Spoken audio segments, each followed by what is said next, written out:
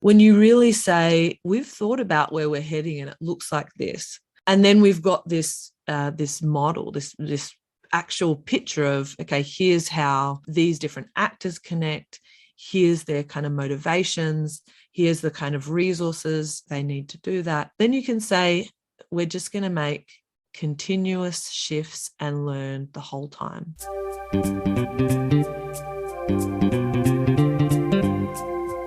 Hello and welcome to the Innovative Mindset Podcast. I'm your host, Isolde Trachtenberg. On the show, I interview peak-performing innovators in the creative, social impact, and earth conservation spaces who are working to change the world. This episode is brought to you by Brain FM. Brain FM combines the best of music and neuroscience to help you relax, focus, meditate, and even sleep. I love it and have been using it to write, create, and do some of my deepest work. Because you're a listener of the show, you can get a free trial. Head over to brain.fm/innovative mindset to check it out. If you decide to subscribe, you can get 20% off with the coupon code Innovative Mindset, all one word. And now, let's get to the show. Hey there, and welcome to the Innovative Mindset Podcast. My name is Isolde Trachtenberg. I'm your host. I'm thrilled you're here, and I'm super thrilled and honored to have the two people that are here as my guests. Let me tell you about them. Jenny Wilde. First, Jenny has over 15 years of hands-on experience as a senior manager in humanitarian response, and she's an innovation expert. She's supported innovative organizations and initiatives in countries as diverse as the USA, South Sudan, and Nepal. She's pioneered initiatives that break from conventional innovation models and that enable global scale, and you know how close that is to my heart. World change through innovation is one of the things that I love most. Here's my second guest for the day, Dan McClure. Dan specializes in complex systems innovation challenges and acts as a senior innovation strategist for commercial, nonprofit, and governmental organizations. He has decades of experience as a systems innovation strategist working with global firms in fields spanning international aid, environmental activism, government, finance, retail, media, education, energy, and health. Wow, this is amazing, because the reason they're both here at the same time is because they decided to join forces and bring their complementary skills and talents together. And I'm so honored to have you both on the show. Dan and Jenny, welcome. So lovely to be here. Yeah, thanks very much. It's my pleasure. I have so many questions. One of the things that first of all, I wanted to get started with the notion of you have complementary skills from different perspectives. How did you decide to come together to help companies and organizations solve their innovation challenges? What brought you together, and how do you make it work? You know, it's actually an interesting story. As you said, Dan has been focused on how to support companies going through disruption or disrupted industries, or on the other side of that, to really lead their markets for decades. And on the other side, I was working when I met Dan in humanitarian emergencies. So very chaotic contexts, Haiti earthquake, big conflicts across Somalia, Iraq, typhoons, etc.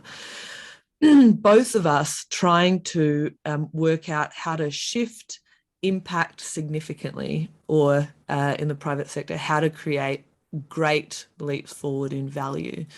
And we met at Berkeley at an innovation roundtable, and it just sounded like we were doing really similar things as far as practice.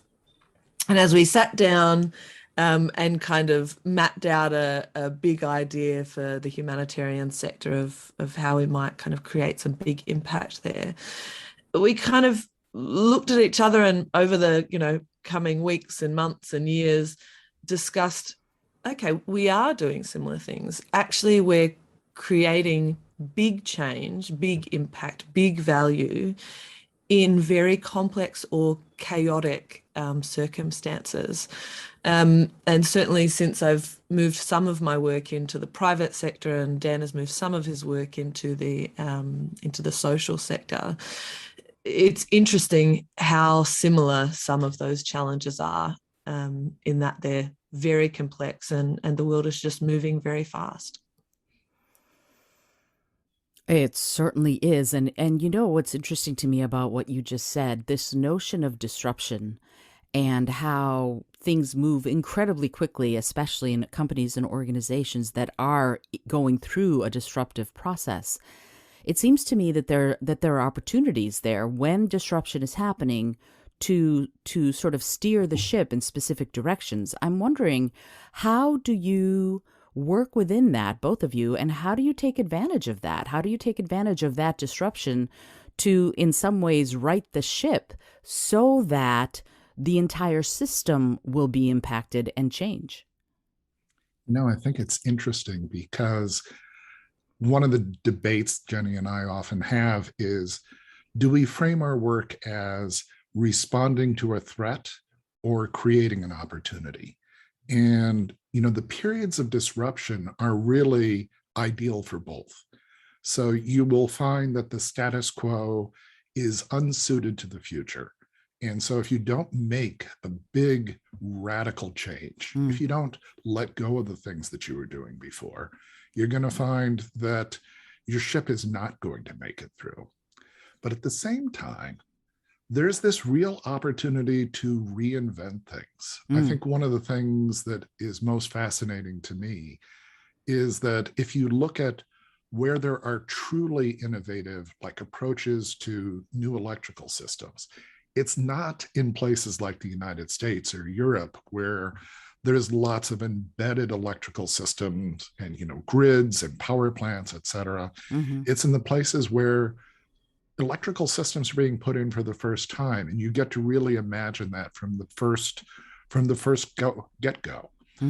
And so I think a lot of this, how do you make the change, is you look at the possibility of saying, I'm going to let go of my past system and I'm going to imagine an entirely new system. And that sounds really scary, but it's really no more scary than the kinds of innovation we've done in the past. It's just a different set of skills.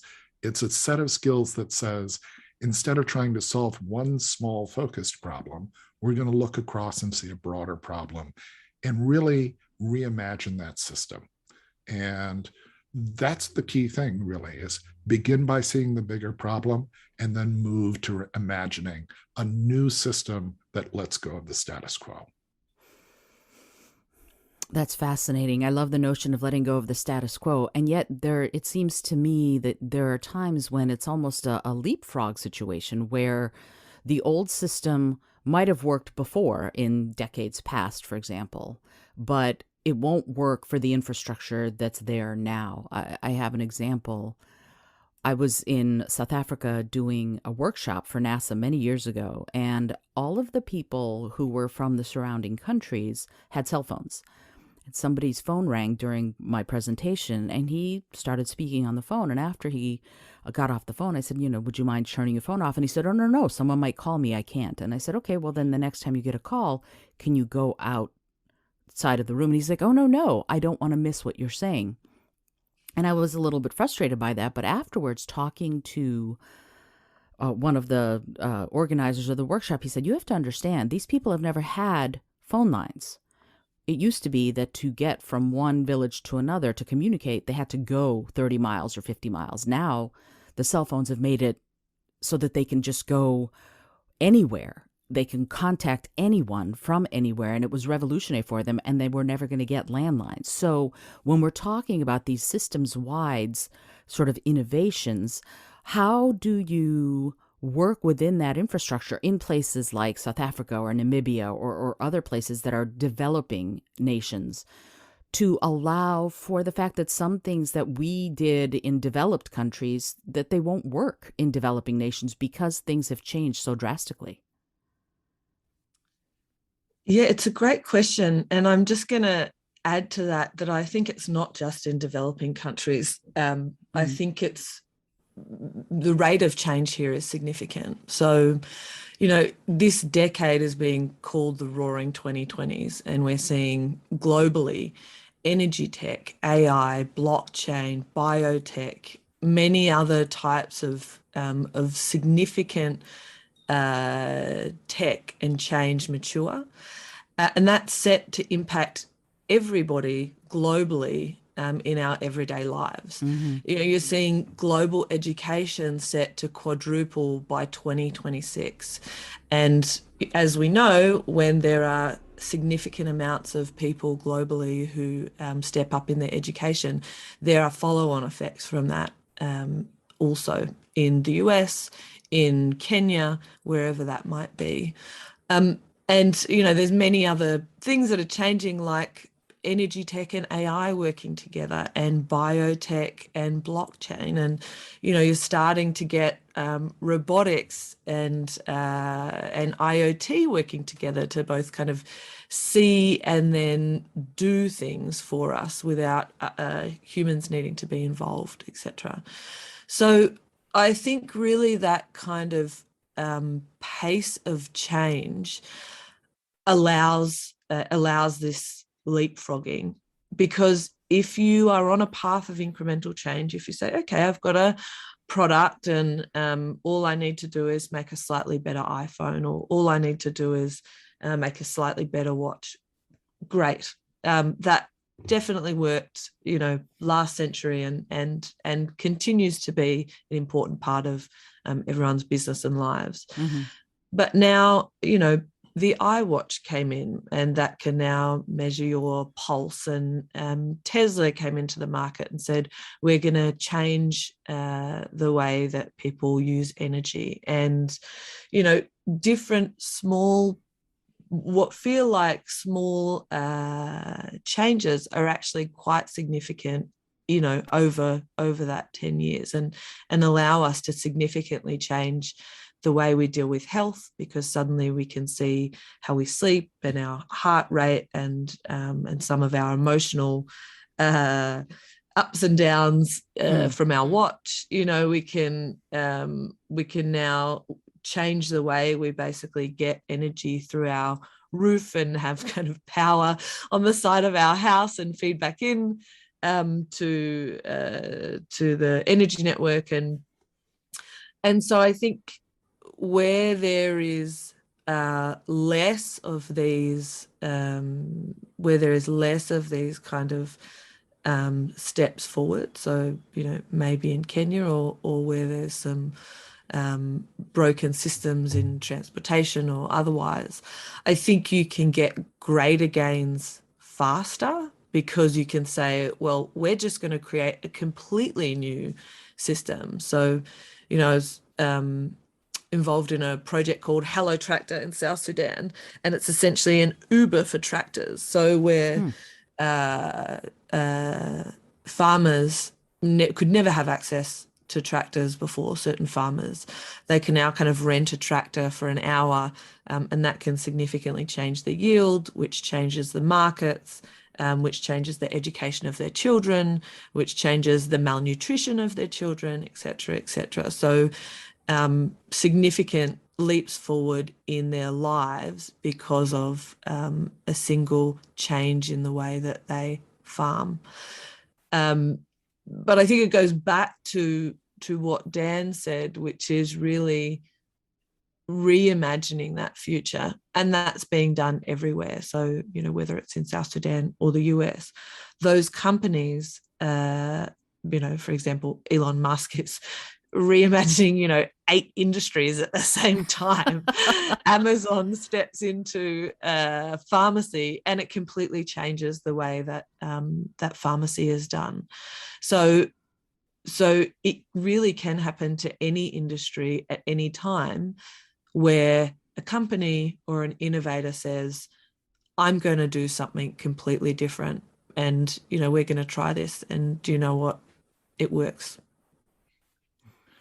You know, I think there's an interesting aspect to this, Isolde. It can seem like it's harder to do this in an environment where there's nothing already in place.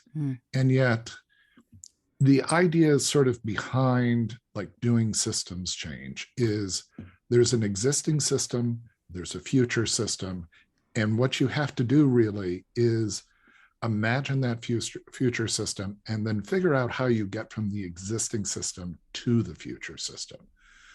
Ironically, if you're dealing in one of these environments where there isn't as much already in place. You may have a resource problem, supporting the new innovations, et cetera, in a South Sudan or a Kenya, but you don't actually have as many things that you have to push out of the way from the status quo. Mm-hmm. And so, as Jenny was mentioning, you've got all of these opportunities for change that exist all over the world. And the real question is how to, for each one of those contexts, take best advantage of those big changes. I'm taking that in for a second. I want to make sure that I parse it so that I can sound at least a little like I'm not floored by what you just said. Okay, so it sounds to me like you don't have to clear out the cobwebs in order to begin something that is going to be this great innovation. Correct me if I'm wrong on that. Is that what you're saying, that if there's nothing to get out of the way, it can actually be easier sometimes to bring these systems innovations? Yeah, so that's certainly true if you have nothing in place already. Mm-hmm.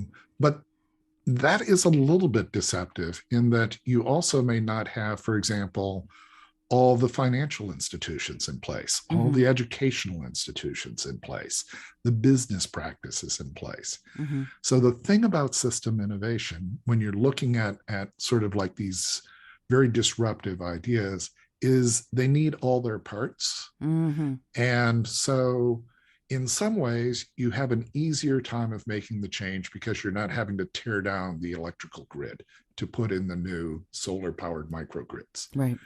But at the other hand, you may have to be creating an underlying banking system. You may have to create an underlying system of, markets, et cetera, to support all of these things. So it's as if with each system challenge you've got, you have to look at both where you want to go, but also where you're starting and what you need to either build out or need to move away in order to make that change to the new system. That makes so much sense. And it's interesting. What came into my head as I was listening to you speak is I almost want to have a blueprint, like a concept drawing of what are all of the components that we might need in order to make this new system come online, if you will. I know I'm sounding techie, but I mean in general, if you need, for example, some sort of an infrastructure, if you need access to tractors, if you need a banking system that isn't there, you can either create one or develop one or borrow one in order to have a foundation for the innovations that you want to bring into the space, whether it's a country or a village. And I'm wondering, something that you said made me go, I don't know if you know the work of Olafur Eliasson. He's a Scandinavian architect of all things, but he developed this little light called Little Sun. It's solar powered, and every time you buy one gets sent to places in the developing world that don't have access to electricity. So when we get back to this notion of bringing light so that people who want to read, for example, after they're done with work for the day, they can do that. They can have light for reading, and that's very back to basics. So when we're talking about this wish list of innovation, do you have one? Do you have something like that where if you're coming into a company, you evaluate what they currently have and then go, okay, now here's what we would need to build in order to get you to where you want to go? How does that work? Jen, do you want to make a first shot at that, or would you like me to jump in? Yeah, I can take a first shot. I think so there's a couple of pieces there. I think a list is the wrong way to think about it. Okay.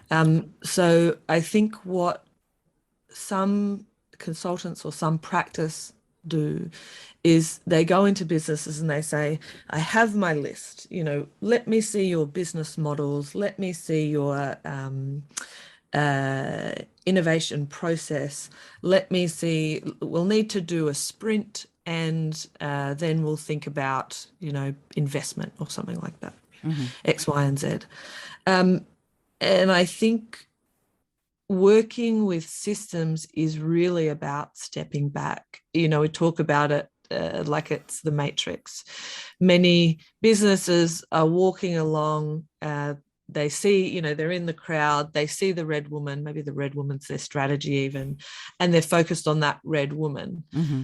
But they're not seeing the crowd from above. They're not seeing all the kind of interconnections. And especially they're not stepping back and seeing, all of the zeros and ones that are creating that scene. And so what I think it's important to do when you walk into an organization is say, let's step back and let's see what this organization is. Let's see, what this organization wants to do, and let's see what the industry, what's happening in that industry. And another way to think about it is, we talk about having an out of business experience. So having senior leadership step out of their own mental models of what they need to do on a day-to-day basis and say, okay, I'm looking above my business and I'm seeing all the ways everyone's interacting, our partners, our clients, really the external world from my everyday. And that's in some ways the system. And I think doing that then allows you to say, I may have been heading down this strategy for the last 5 years that may or may not be working or maybe slightly working, and saying, okay, what does the system that our business is in look like? What does our industry really look like? Where are the kind of pressure points, challenges? Where are some of those big opportunities? And what's being significantly shifted? Which Elon Musk is basically taking petrol stations away from us and adding in charging stations over the next 5 years. And I think by doing that, by understanding the broader system that a business is in, you can then come back and say, what do we need to do? And that often includes a few different things. That often includes leadership setting a bigger mission. And I think it's important, of course, when you're looking at a mission or a vision, that executive leadership need to be on board and need to understand what that means and drive that through the organization. And that bigger mission is really around kind of stepping back and seeing the greater picture. I think the second thing you need to do is make that real through strategy. So bring together the organization. Often this happens in parts of the organization. You have a digital transformation that focuses on tech, or you have a agile transformation that focuses on product, or you have, these kind of transformations, but really what you're looking at is the whole business transforming, the whole business coming together around this bigger mission, around these bigger opportunities, and saying, okay, how do we set that strategy? How do we structure that in a way where ideas can pour in across the whole organization, where you can have a way across an organization of getting bigger innovations recognized and prioritized? And it's not just senior leadership or tech or whoever it might be in the organization who has the loudest voice. And so setting up those kind of structural pieces within the organization. And then really updating the kind of innovation or product, depending on where this lives in your organization, roles. Creating roles that can connect across the organization, that can see the bigger picture, that can not only kind of accept and bring in from the organization these greater opportunities, but see how they connect into all the different parts and all the different activities that your organization and your partner organizations do. And this, for example, is something that Tim Cook has done really well. Tim Cook has made his mark on Apple growth through ecosystems. So not just looking at internally how Apple can work as one and connect together, but how Apple can create huge global ecosystems that grow Apple's products and make them better. So, really thinking about not just within your organization, but outside as well, and finding the right people. Finding the right people who can see that bigger picture, move through more gray areas, do the things that we need to do in innovation, test, adapt, grow. So I think in kind of, if you didn't have a checklist, you might have kind of areas to focus on, being leadership, setting that bigger mission based around a broader view of challenges and opportunities, putting in the structures to be able to get the bigger innovations recognized, prioritized, invested in, implemented across the organization, and then bringing that organization together with product or innovation or otherwise that really connect across the business, see that bigger picture, and can have the tools and practice to implement it. Isolde, I think there's a really interesting sort of dualism here. What Jenny was talking about is this sort of big system change that occurs inside an organization in order for it to be able to do systems changes in the marketplace. Mm-hmm. But to your point earlier, in some ways, you need to also be able to envision a whole system in the market of all the different things that you need to have in place. What are all your partners? What are all the structural elements? And for both of these, having some kind of a visual diagram, a visual model of how all the pieces fit together is just really essential. So, as Jenny mentioned, not having a list, but having a model that shows here are all the components, here's how they connect, and here's how they work together to produce an output. That system view can really help drive a lot of this complex change, that has all these different elements to it. Yes, absolutely. Thank you so much, both of you, for saying what you said. It's interesting to me. I worked, as I said, at NASA for many years and in Earth systems science. So looking at the Earth system is another way of looking at what you just were talking about, Dan, this notion of what are all of those interlocking pieces, because they all work either together or at least affect each other. And so there's a lot that what you both said that makes sense to me on that visceral level. Everything from looking at how the atmosphere and the hydrosphere and the biosphere all work together, and also the individual drop of water, how do we follow it all the way through the entire system? So both of them can coexist.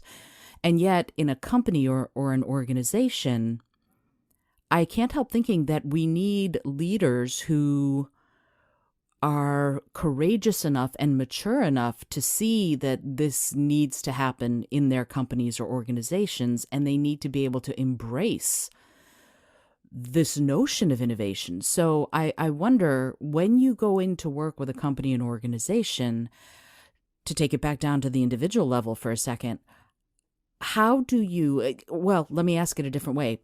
Do you find that leaders are ready for it when you come to them, or do you find that they are wondering what to do and not sure, and then you need to coach them almost through that very courageous process of going, yeah, we might need to have this huge disruption in our business in order to come out the other side doing something that's really innovative and world-changing?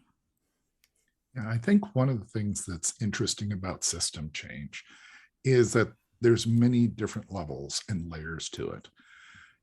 When you go in and you meet a leader, you may find somebody who's really not yet convinced that their ship is about to run aground.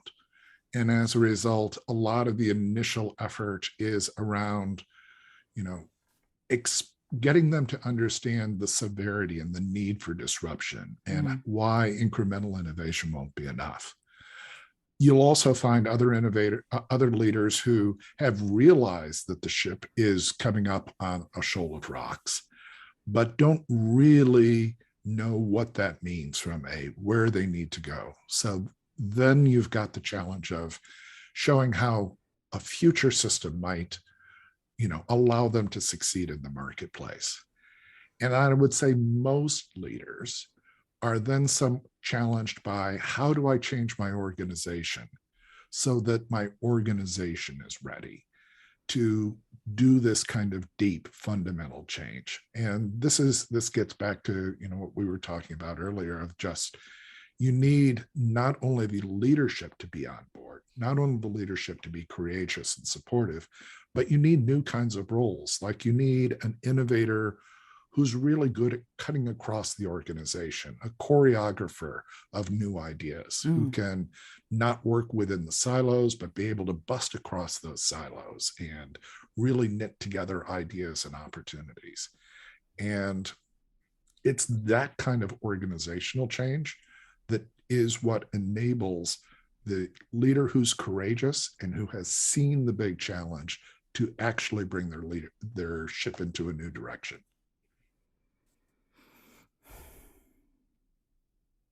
Sorry, I'm thinking, I'm processing.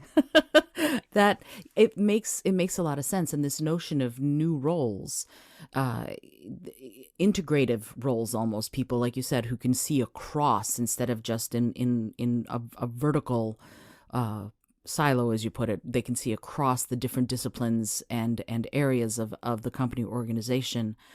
And I guess what I wonder is, what does that look like? What do you envision that really choreographer? Yeah, the choreographer. What does their job, their mission look like?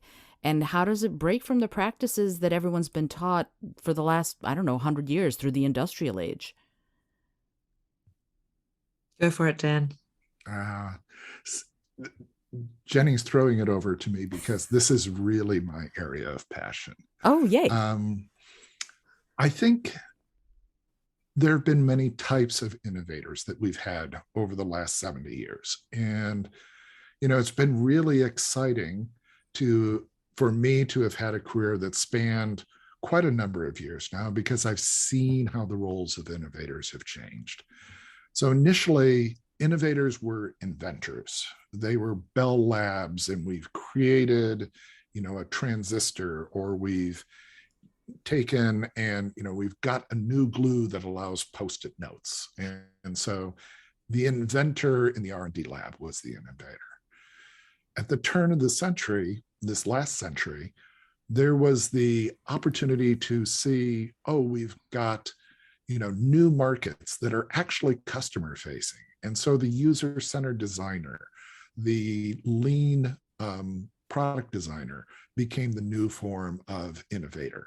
And these were folks that were much more engaged with the world around them, learned how to focus their attention on a specific problem for a specific user, rapidly develop prototypes, and that was very exciting.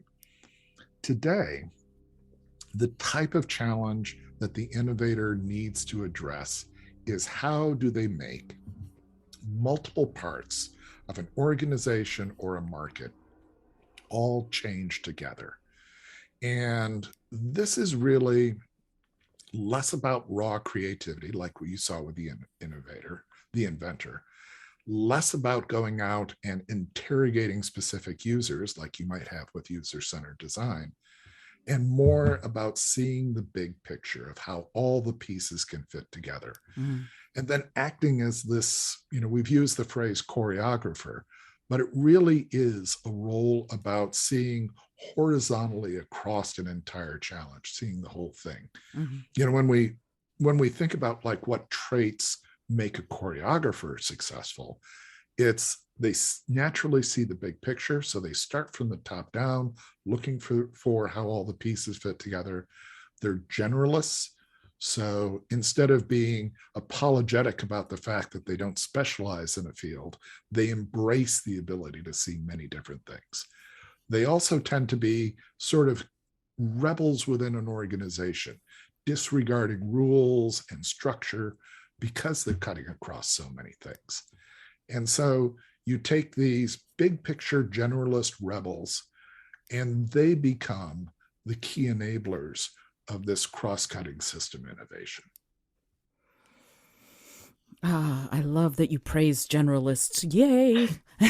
I'm a generalist. So for a long time, there has been sort of a stigma about being a generalist, because being the specialist, being Steve Jobs, was much more preferable to being someone who's good at a number of different things and can see things differently.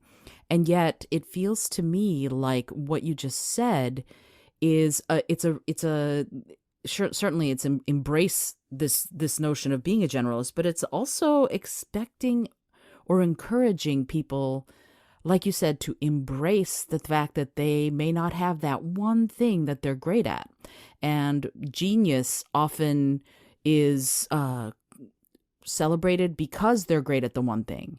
So what is the cultural shift? And to me, this notion of innovation, the way you're talking about it, is a culture of innovation in a company and organization. So what is the cultural shift, do you think, that needs to happen in order to celebrate the generalist? I'm going to do a quick bit and then I'll throw it back to Jen. I think there's two aspects of this. One, you need to actually embrace the type of people who are these generalist cross-cutters. It's not unusual to go into an organization and find out that they've been systematically purged from the ranks of the organization. Because a cross-cutting rebel generalist who works from a big picture is not well aligned with an organization that features top-down control focused on specific, well-defined problems. For sure. And as a result, choreographers often find that they're unwelcome, fired, penalized, etc., within an organization. So first off, you have to not chase them out.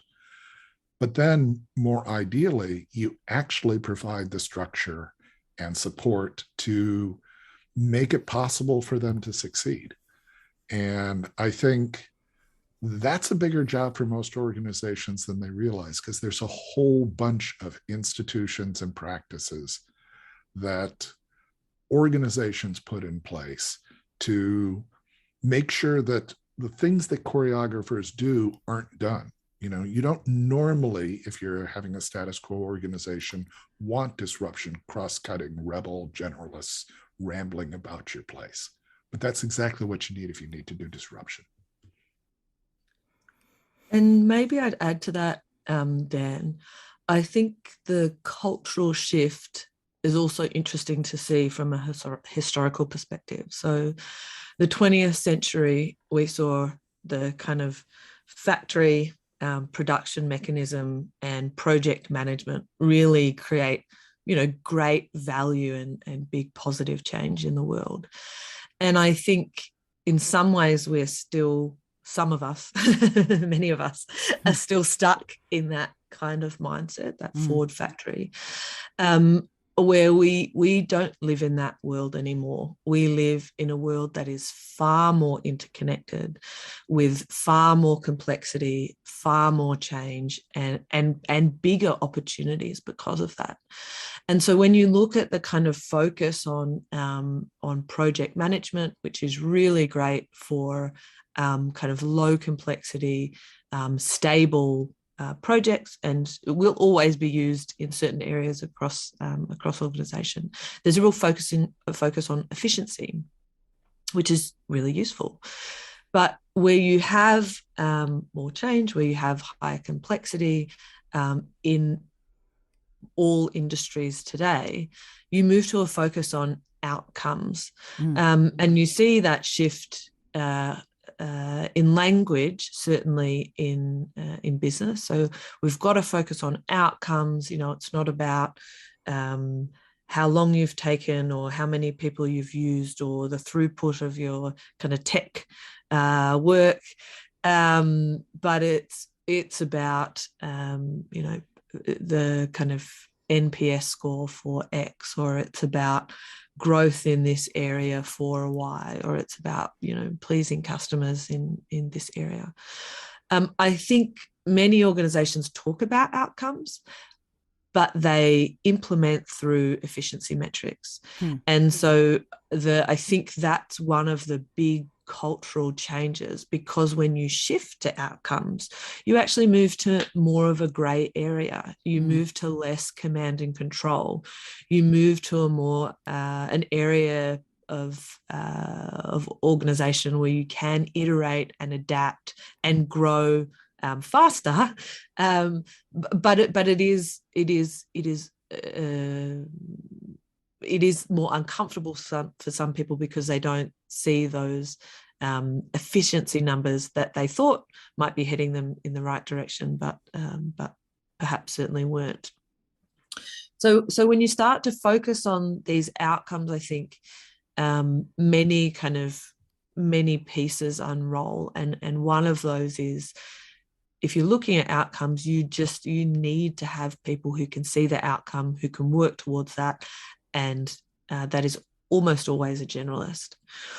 The second piece around this is that generalists, choreographers can look very different. So, we, Dan and I talk about, there's visionaries. So, the kind of Elon Musks, but all the way down the chain, who can really kind of envision that future.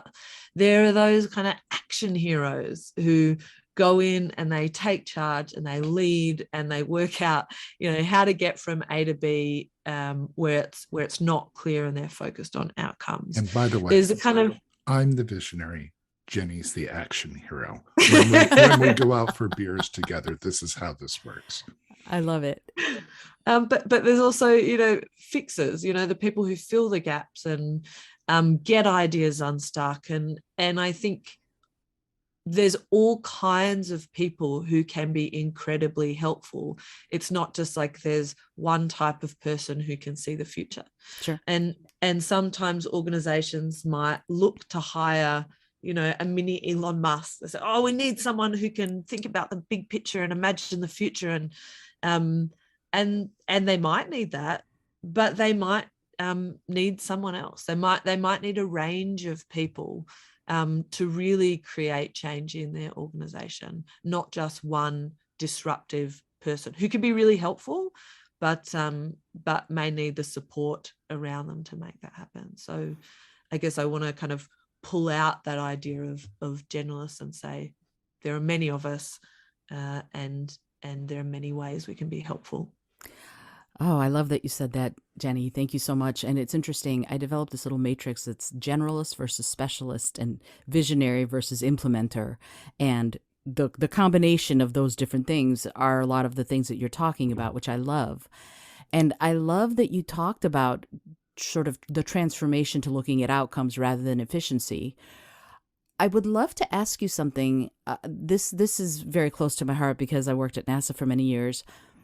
What about when you have an idea of the outcome, but you can't actually even begin to see it? And the way I'm thinking about it is climate change. That takes a long-term view, if you will, because weather is today, right? It rained today, but it didn't rain yesterday. Climate is something that's hard for people to conceptualize. And so when you have people who are trying to disrupt and innovate in climate change space or environmental space, what are your thoughts? What's different about that kind of global change that you might not even be able to envision the potential outcome? You just know you need to work on it.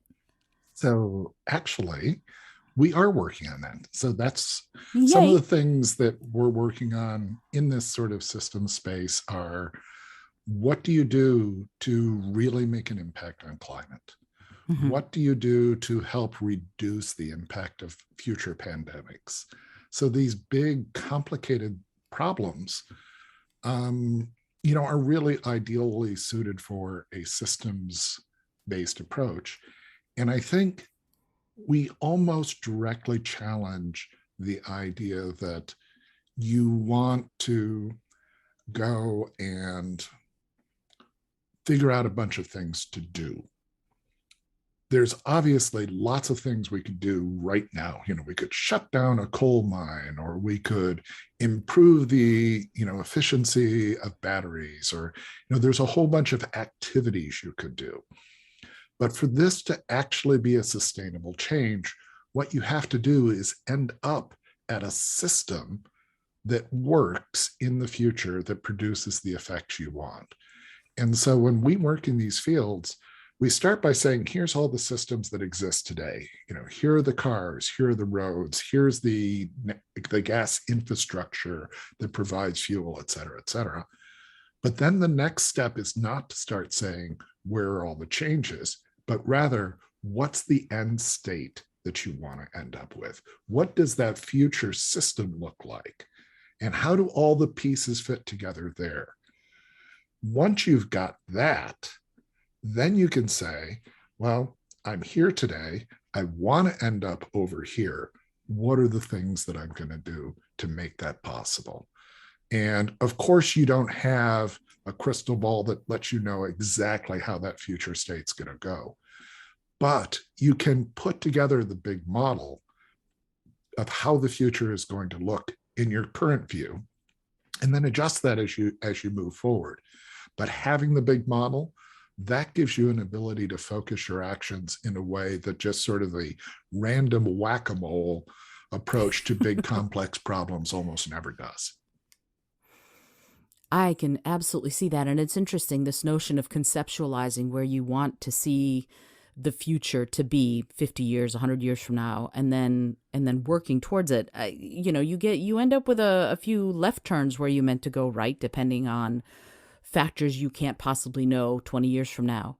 So when that happens, when you have to make those changes, what does it take? Does it take leadership to be able to do that? Does it take the choreographer to be able to see that this is what's happening and now we're going to have to hang a left at Albuquerque? Like what needs to happen in that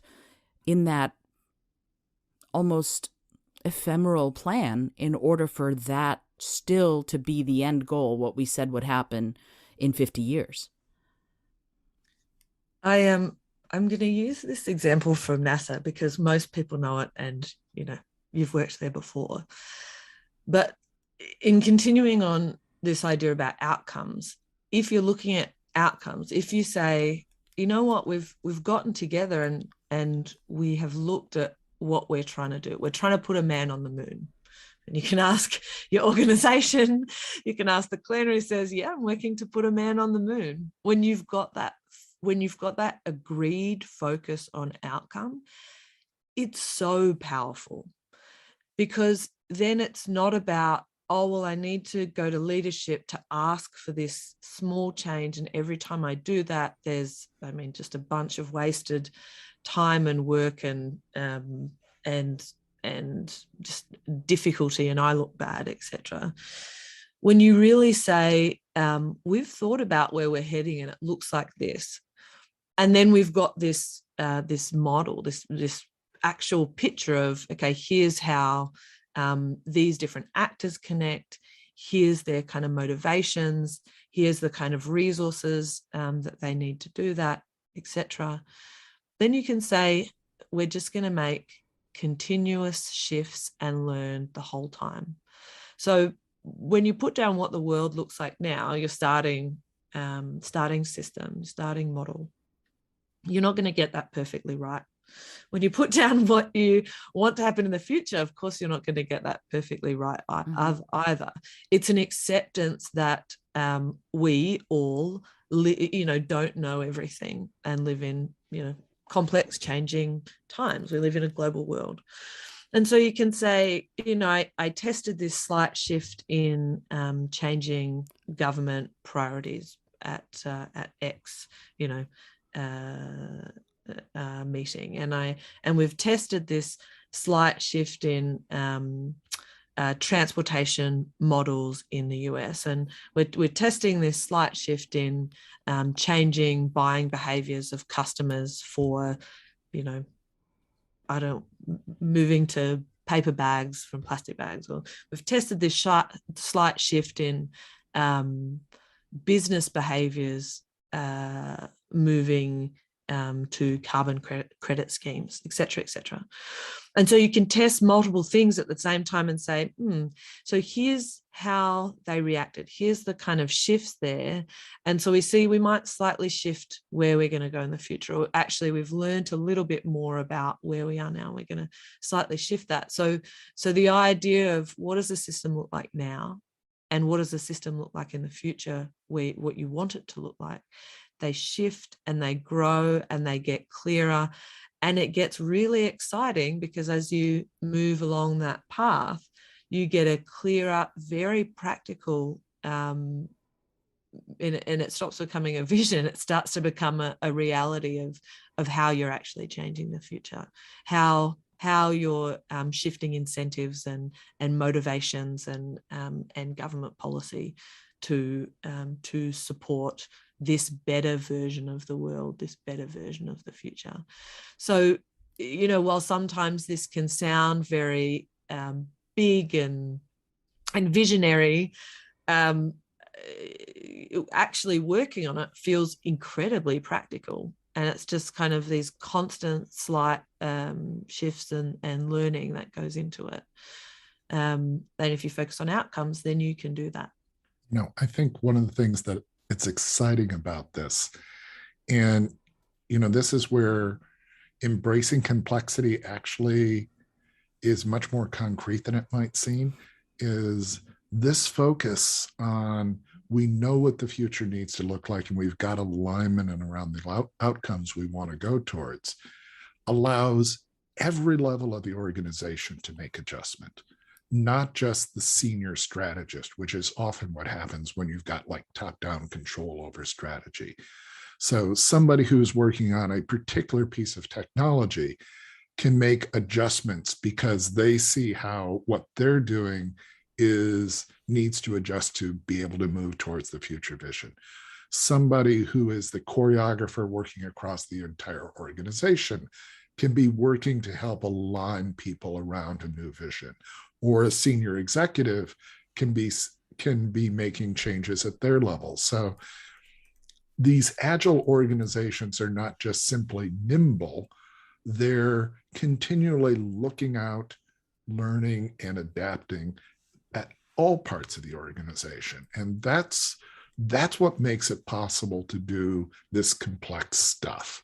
It's because you're not trying to have one person plan the whole thing. Rather, you've got an entire organization that's helping flex their systems towards the new system view that you want.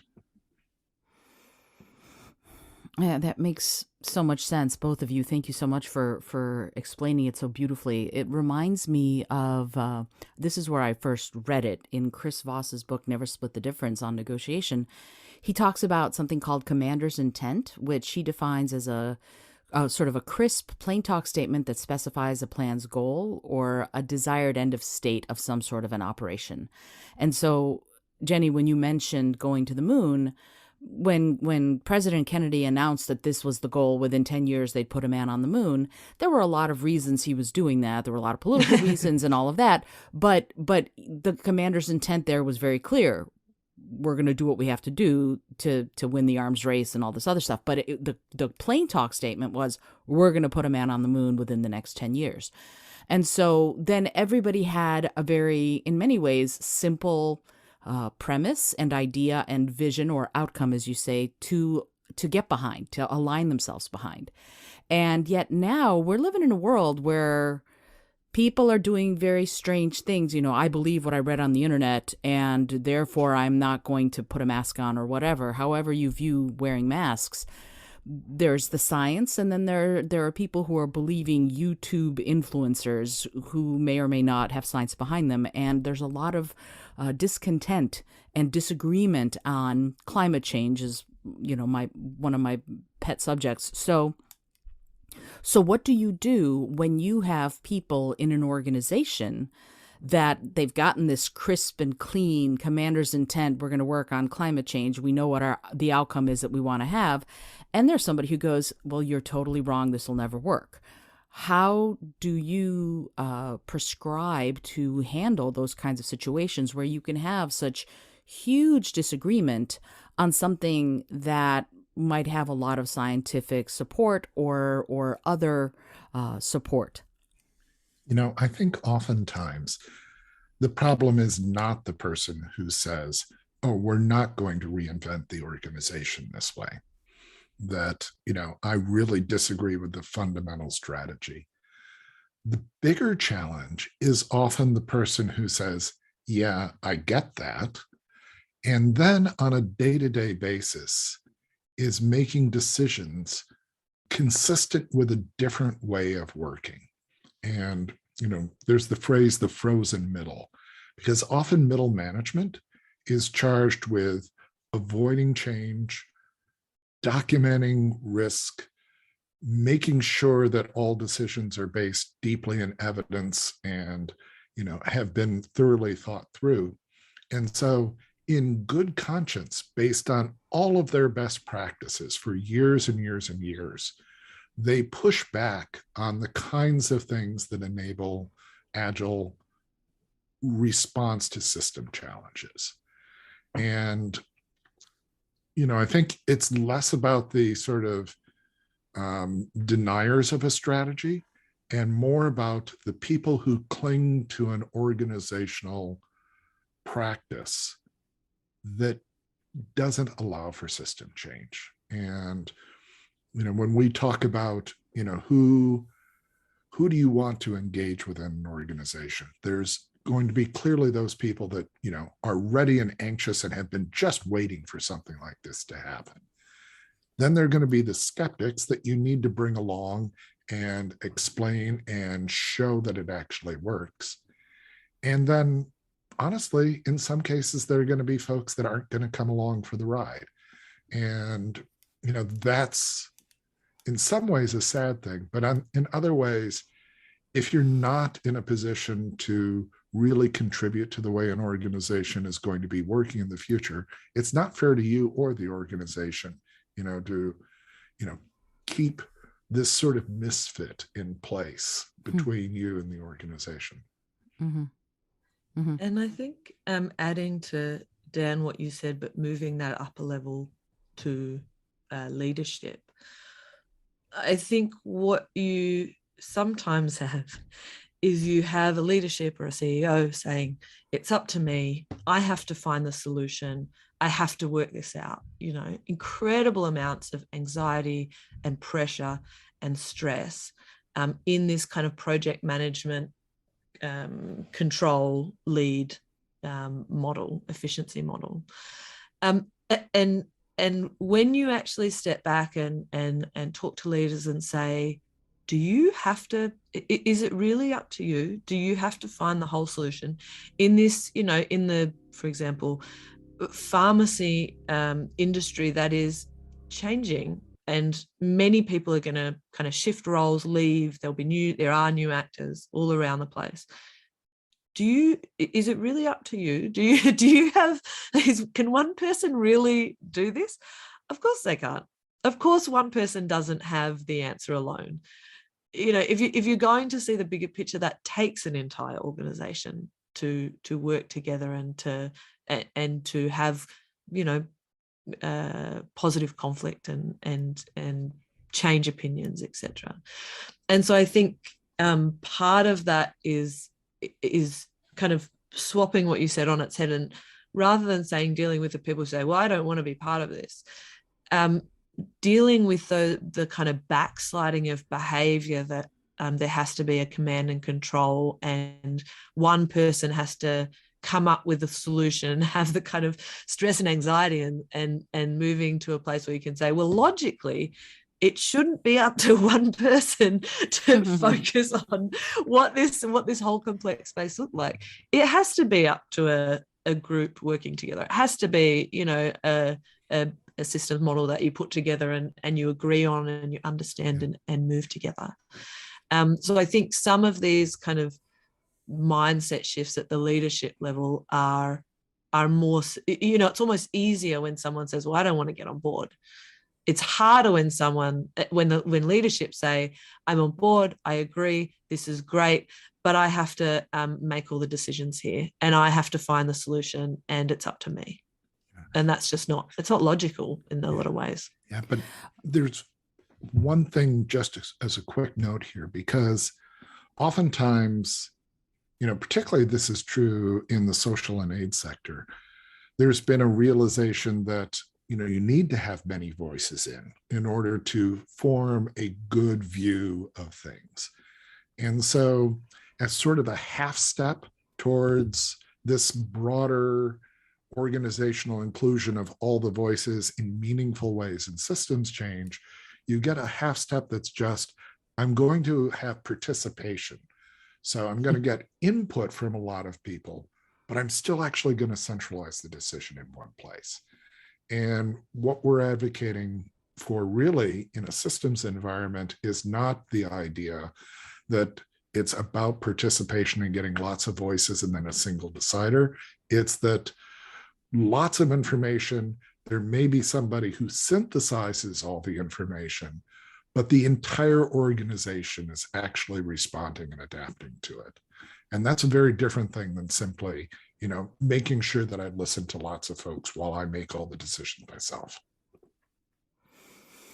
Oh, absolutely. And, I as you were talking, both of you, I was thinking of moving, deciding to walk. Can you imagine if your brain decides to walk and tries to send that message to your legs, and your legs go, nope, not doing it. And and that's it, right? So the whole body has to work together. The whole organism has to work together in order to accomplish that task of, I'm going to go get myself a cup of tea.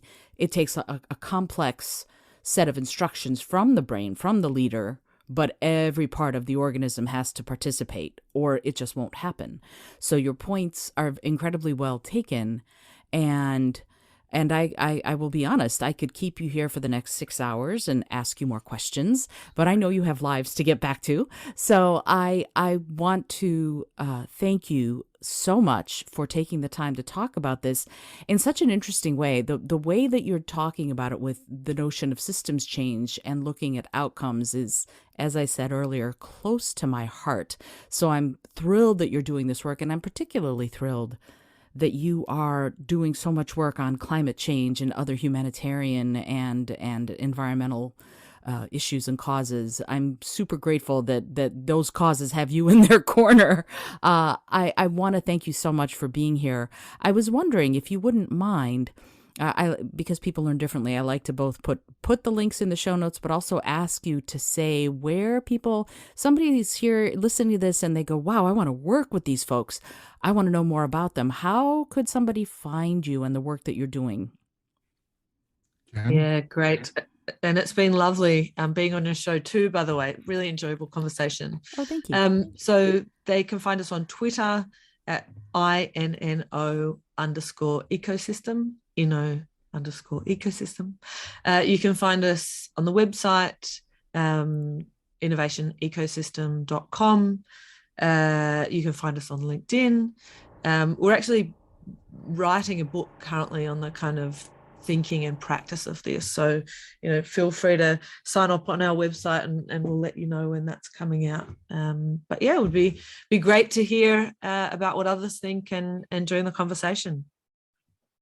Oh, that's wonderful. And they're doing construction next door. I don't know if you can hear it. I will have to figure out how to edit the sound of the drill out.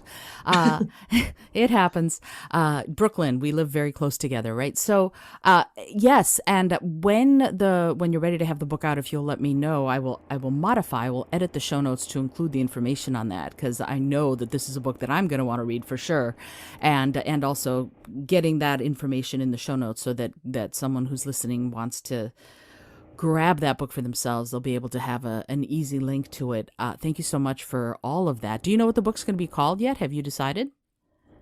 Many working titles, including Do Bigger Things. That's great. I like that. That's a great commander's intent. Do bigger things. Just plain talk. I love that. Go to the moon. No, but seriously, I mean, it's really wonderful to me when I get to talk to people who obviously know their stuff, but also who align so beautifully with so many of my passions and interests. When you start talking about NASA and going to the moon and climate change and humanitarian causes, my ears perk up. So I'm super grateful that you both took the time. I have just one more question for each of you. I ask this, it's a silly question, but I find that it yields some profound answers. And the question is this, and Jenny, if you'd go first, and Dan, if you'd go second, I'd appreciate it. The question is this: if you had an airplane that could skywrite anything for the whole world to see, what would you say? Gosh, that's a very good question, isn't it? Well, I'd spend weeks constructing a message first.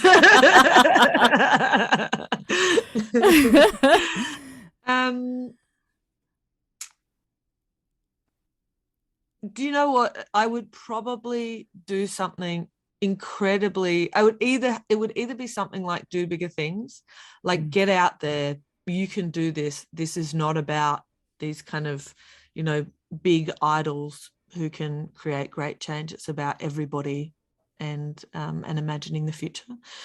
But in the end, my heart really goes to kind of inequality and vulnerability and making this a fair and safe place to live. So it would actually probably be something incredibly cheesy, like you matter and we care, or something like that.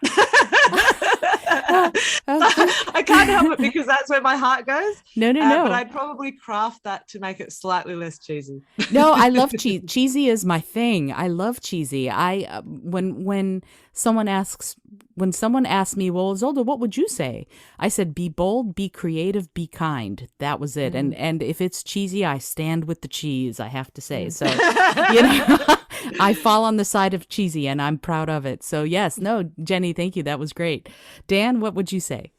So the tattoo that I'm considering getting is Daniel Burnham's Dream No Small Dreams, because they have no power to inspire men's action.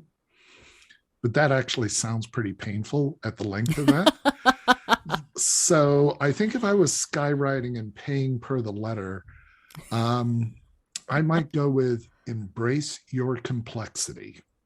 Because I think if we learn to embrace the complexity of the problems and the opportunities that matter to us, that's the path to being able to do something that will really matter in the world.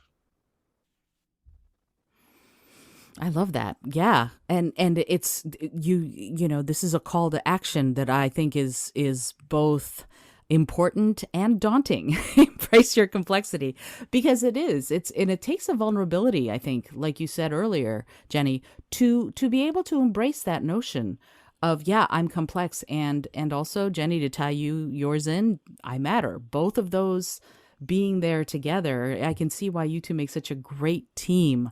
I'm, again, super grateful that you took the time to be here.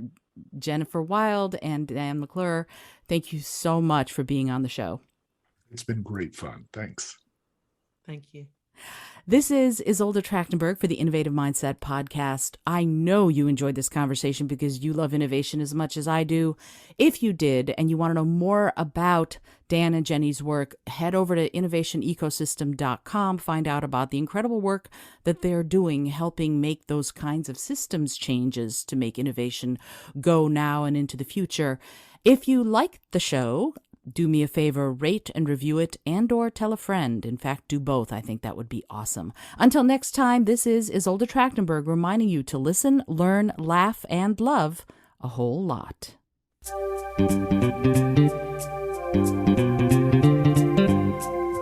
Thank you so much for joining me today. I really appreciate you being here. Please subscribe to the podcast if you're new, and it would mean the world to me if you told a friend about it. Today's episode was produced by Isolde Trachtenberg and is copyright 2021. As always, please remember this is for educational and entertainment purposes only. Past performance does not guarantee future results, although we can always hope. Until next time, remember to be bold, be creative, and most of all, be kind.